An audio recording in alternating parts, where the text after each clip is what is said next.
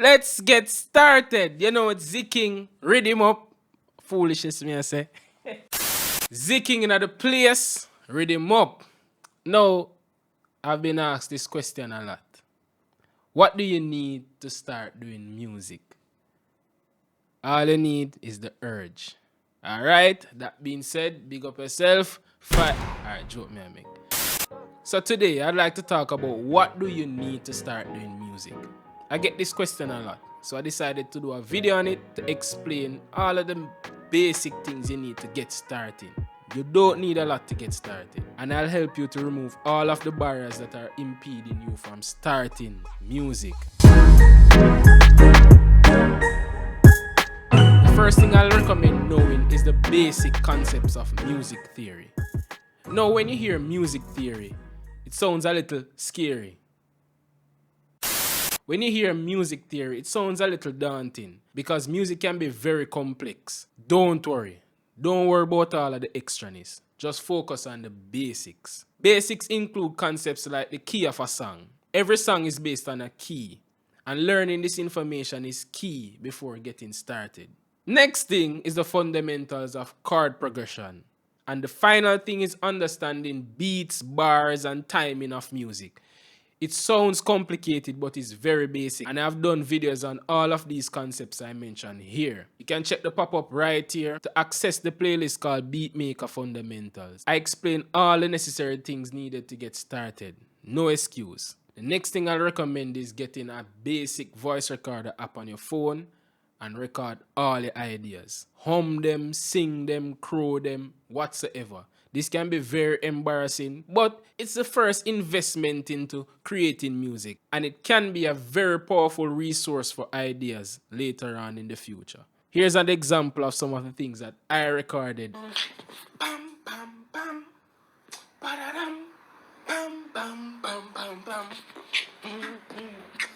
Wow. So all of these embarrassing ideas are later converted to what you hear on my channel on a weekly basis. So you have to start from somewhere, record your ideas. The next thing is to get familiar with a DAW, aka DAW.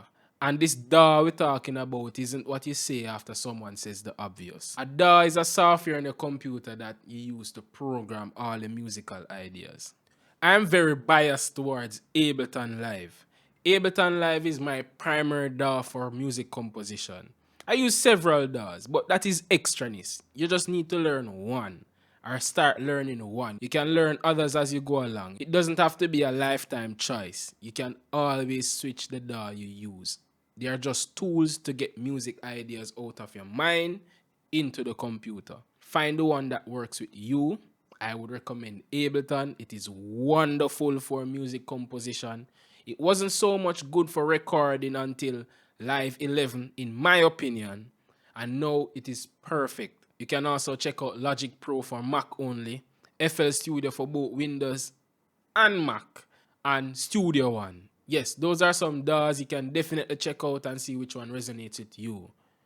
And then after coming to a conclusion, choose Ableton. Now, rivalry aside, the next thing is acquiring gears. Now, this is very important. You don't need a whole ton of gears to start doing music. Technically speaking, you just need a device and a DAW to start doing music. But realistically speaking, the first thing I'd recommend is getting a computer. You cannot cheap out on a computer when thinking about music. Music composition can easily become very demanding on a typical laptop. I would recommend something like from the mid-range to high-end. You can work with a budget from $700 up, but you don't need to go too expensive to get started. A laptop with a i5 or i7, Ryzen 5 or Ryzen 7, along with 16 gigs of RAM. That's good enough to get started. That along with a DAW is all you need to start creating music. You don't need anything else, and I use the word need. However, with certain gears, it can definitely improve your workflow. The next gear I would recommend acquiring is a MIDI controller. A MIDI controller is a device that you use to program all your musical ideas into the computer. They take various shapes and sizes, and not just musical information, they also use sliders and knobs to adjust various parameters within the DAW. Yes, so that's the definition of a MIDI controller. You can still use your mouse and keyboard to program information in the computer, but a MIDI controller makes it way more fun. This is an example of a MIDI controller. This is the Akai MPK Mini, and I definitely recommend this for beginners. It consists of 25 keys, sufficient enough for you to start playing your own melodies instead of typing or plucking them in. This is an next MIDI controller. Many of them take the shape of a keyboard. They don't generate sounds, they're only used to import information and control activities in your DAW. This is my baby. This is a push 2 controller from Ableton. It is the controller used with Ableton Live, and I will guarantee you that this is the best thing since sliced bread. This is a masterpiece and one of the reasons I'm so heavily biased towards Ableton. The next thing I definitely recommend getting is a small audio interface. Now, an audio interface works as a medium for converting the digital signal from your computer to the analog signals in your headphones, and from the analog signals in your microphones to the digital signals in your computer. So with this audio interface, you have a better perception of what's going on with the audio you're manipulating. If you have a cleaner representation of the music coming out of the computer, you can make better decisions. And if you want to record using very decent mics with low latency, then you need an audio interface to convert that analog information from the mic to digital information so the computer can process it. And the same thing goes for the digital information that the computer generates. The audio interface takes that information, converts it to analog information, and represents it in your headphones or your studio monitors. It's a necessary step to acquire this device when improving your whole studio setup. However, to get started, the computer alone will work.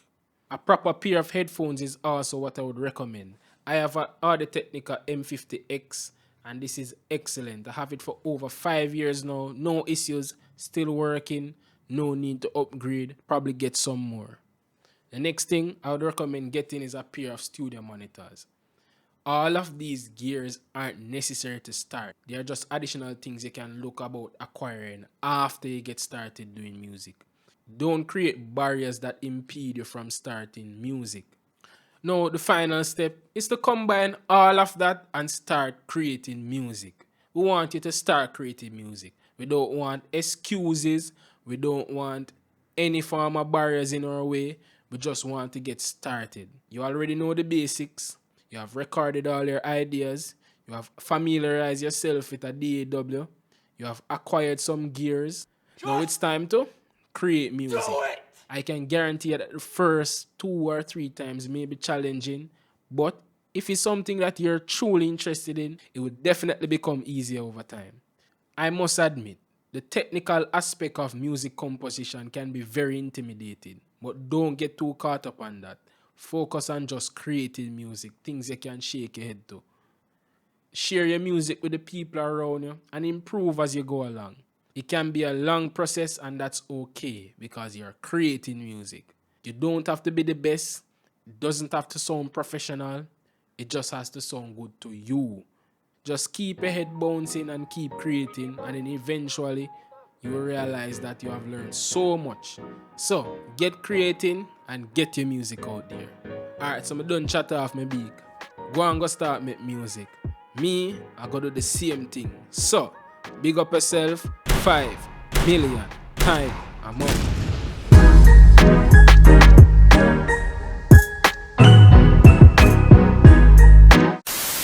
Alright, so we are do them video. Subscribe no people. I don't push people button. I push this. I started music in 2005 and I got introduced to FL Studio.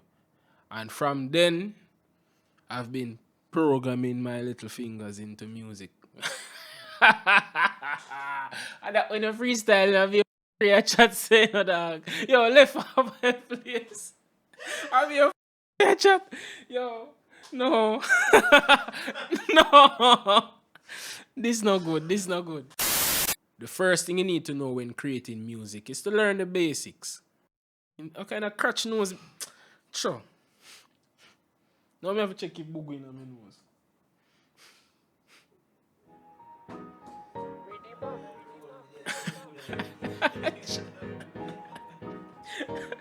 Yo, remember one time reach me, you know, me say me bex, yo. Me have to dash you a whole video, dog. It book go long too, you know. You know, like, you know, watching that in cave, there you see the icicle from the cave. Ja, dog.